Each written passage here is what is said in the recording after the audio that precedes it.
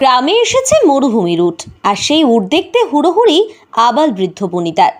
একটি বাড়ির জন্য উট ছুঁয়ে দেখতে শিশুদের যেন হুড়োহুড়ি অবস্থা। বিশাল একটা আকর্ষণ। মুর্শিদাবাদের শামশেরগঞ্জের ধুলিয়ানে দুটো উট নিয়ে এসেছেন এক ব্যক্তি। গ্রামে গ্রামে ঘুরে শিশুদের উটের পিঠে চাপিয়ে বিনোদন দিচ্ছেন তিনি, আর মানুষও সেটা তেমনভাবেই উপভোগ করছে। বইয়ে পড়া উট সামনে দেখতে পাওয়ার এক বিরাট আকাঙ্ক্ষা ছিল, এবার সেটা বোধহয় মিটল। গ্রামীণ এলাকার মানুষ সাধারণত উট দেখতে পান না, যেতে পারেন না কোনো চিড়িয়াখানা কিংবা মরুভূমিতেও। এরই মাঝে হঠাৎ গ্রামে বাড়ির দরজায় উটের দেখা।